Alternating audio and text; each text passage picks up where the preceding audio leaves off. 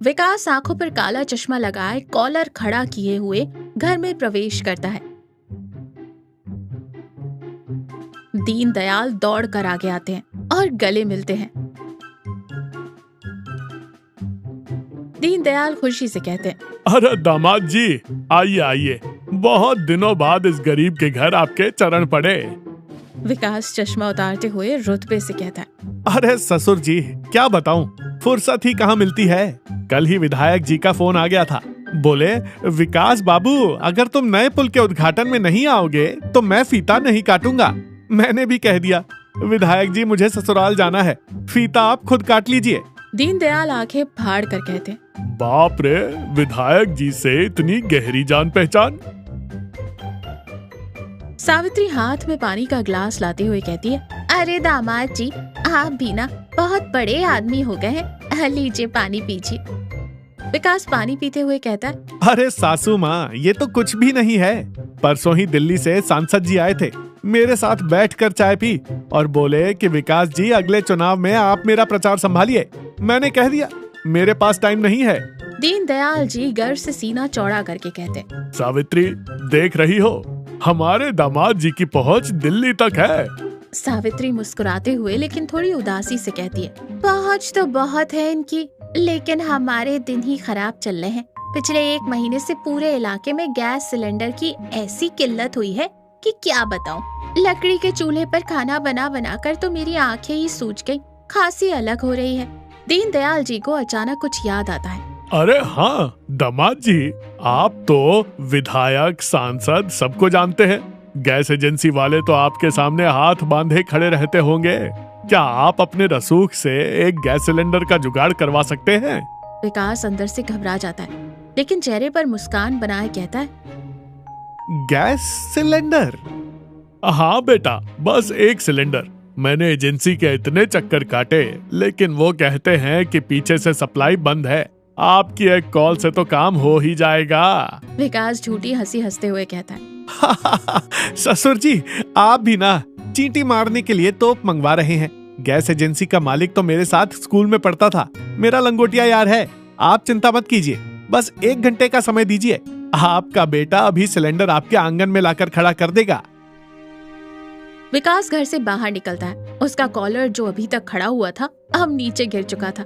चेहरे पर पसीना है। वो फोन निकालता है और अपने दोस्त को लगाता है। विकास फोन पर गिड़गिड़ाते हुए कहता है, हेलो पप्पू भाई, अरे भाई, कहीं से एक गैस सिलेंडर का जुगाड़ करा दे, मेरे ससुराल में बहुत बेइज्जती हो जाएगी यार। क्या तू खुद ही हीटर पर खाना बना रहा है?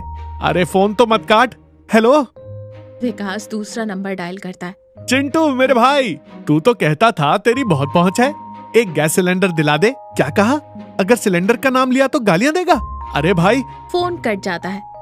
विकास अब खुद से बात करता है। हे भगवान, अब मैं ससुर जी को क्या मुंह दिखाऊंगा? विधायक जी के साथ चाय पीने की तो गप हाँक दी थी, अब अगर खाली हाथ गया तो मेरी सारी इज्जत का कचरा हो जाएगा। वो मुझे जीवन भर ताने मारेंगे। तभी विकास की नजर सामने वाले एक 2 मंजिला मकान पर पड़ती है। उस मकान की पहली मंजिल की बालकनी में एक लाल रंग का गैस सिलेंडर रखा हुआ था। विकास की आंखें चमक उठती हैं। सिलेंडर बालकनी में रखा है?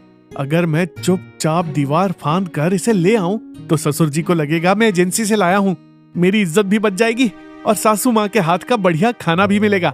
विकास इधर उधर देखता है। गली सुनसान है। वो एक पुरानी कुर्सी का सहारा लेकर दीवार पर चढ़ता है और बहुत ही मजाकिया अंदाज में हाफते हुए बालकनी में पहुंचता है। भारी सिलेंडर को कंधे पर उठाता है और बड़ी मुश्किल से नीचे उतरता है। विकास हाफता हुआ पसीने से लथपथ कंधे पर गैस सिलेंडर लेकर घर में घुसता है। विकास गहरी सांस लेते हुए एक्टिंग करके कहता है, हाँ, ससुर जी, ओ ससुर जी, लीजिए, आ गया आपका सिलेंडर। दीनदयाल जी दौड़ कर आते हैं और खुशी से पागल होकर कहते हैं, अरे बाप रे, दामाद जी, आप तो सच में सिलेंडर ले आए, और इतनी जल्दी? अरे ससुर जी, एजेंसी का मालिक खुद अपनी कार में रखकर देने आ रहा था। मैंने कहा रहने दे भाई, मेरे ससुर जी का घर है, मैं खुद कंधे पर ले जाऊंगा। सावित्री जी की आंखों में भी खुशी के आंसू हैं। जुग जुग जियो बेटा, तुमने तो आज मेरी सूजी हुई आंखों को आराम दे दिया।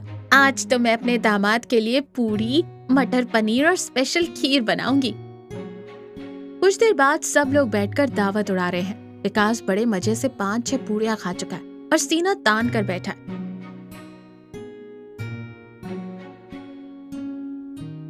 विकास सोफे पर लेटकर डकारे ले रहा है। तभी दरवाजे पर दस्तक होती है। ससुर जी के पड़ोसी और खास दोस्त मिश्रा जी अंदर आते हैं। मिश्रा जी मुंह लटकाए हुए हैं। राम राम दीनदयाल भाई। राम राम मिश्रा जी, आइए बैठिए। अरे कल रात आपको बुलाया था, आप आए क्यों नहीं? हमारे दामाद जी आए हुए हैं।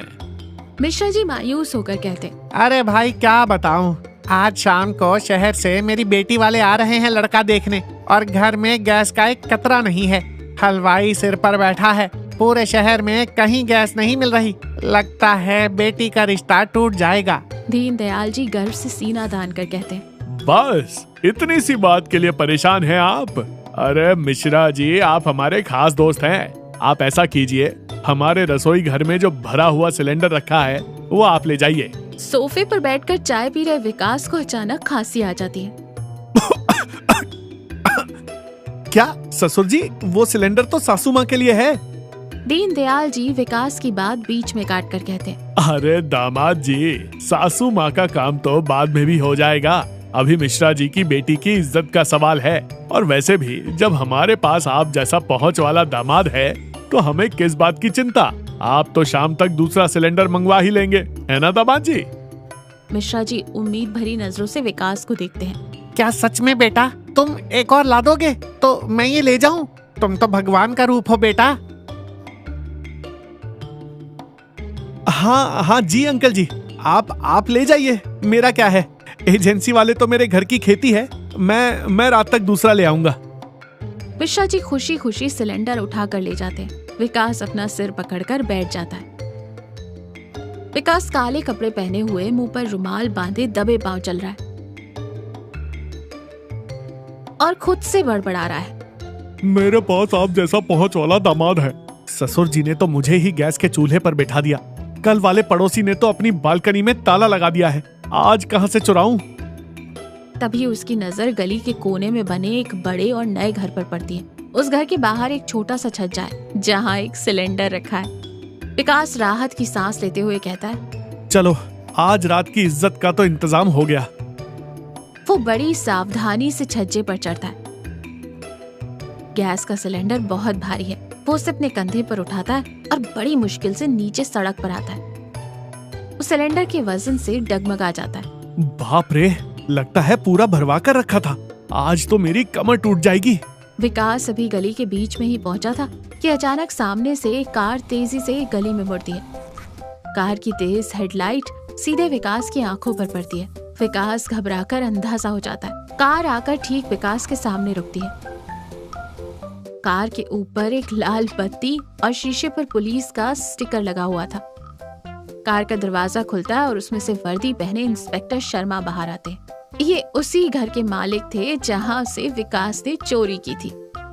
इंस्पेक्टर साहब तेज और कड़क आवाज में कहते, ओए कौन है बे? रात के अंधेरे में मेरे ही घर से सिलेंडर उठाकर कहाँ जा रहा है? विकास डर के मारे थर-थर कांपने लगता है। पुलिस? विकास इतना घबरा जाता है कि उसके कंधे से वो भारी सिलेंडर फिसल जाता है और सीधा धड़ाम इंस्पेक्टर शर्मा जी की कार के बोनट पर गिरता है। कार के बोनट में से बड़ा सा डेंट आ जाता है और जोर की आवाज भी होती है।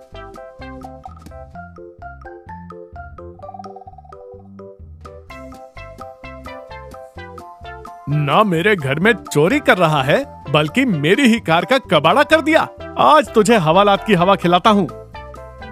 जोर की आवाज सुनकर दीनदयाल और सावित्री घबराकर घर से बाहर निकल कर आते हैं और एक दो और पड़ोसी भी आ जाते हैं।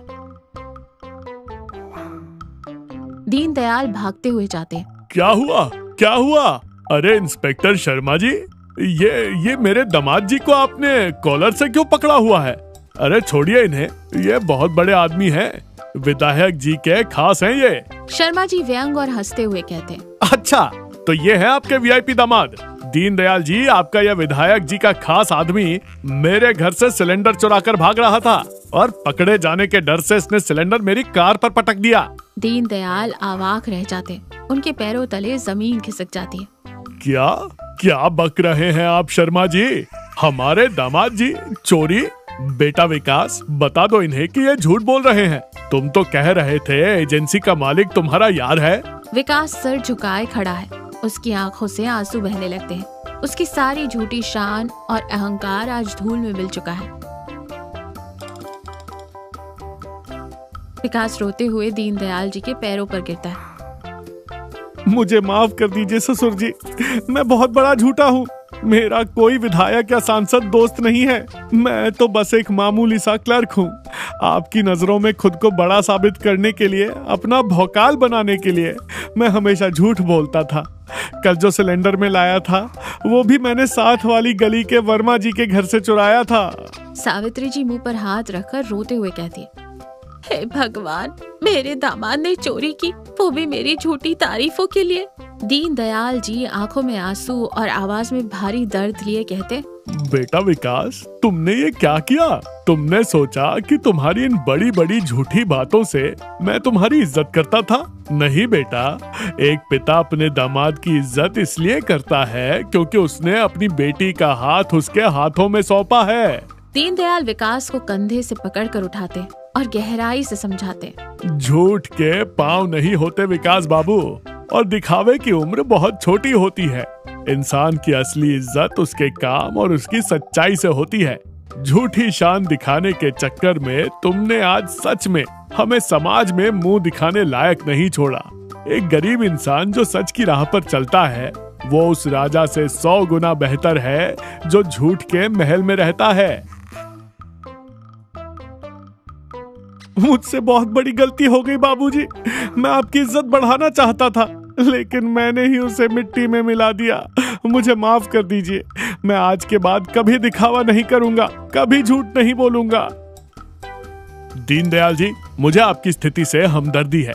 इसके पश्चाताप को मैं समझ रहा हूँ, लेकिन इसने चोरी की है और सरकारी कर्मचारी की संपत्ति को नुकसान पहुंचाया है। कानून अपना काम करेगा। जब इसे हवालात की ठंडी हवा लगेगी तो इसके अंदर की सारी बड़ी बड़ी बातें और दिखावा हमेशा के लिए बाहर निकल जाएगा। इंस्पेक्टर शर्मा विकास को हथकड़ी लगाते हुए अपनी गाड़ी में बिठाते हैं। विकास गाड़ी की खिड़की से रोते हुए कहता है, सासू माँ, ससुर जी, मुझे माफ कर दीजिएगा। गाड़ी स्टार्ट होती है और विकास को लेकर चली जाती है। दीनदयाल और सावित्री जी की आंखें नम है।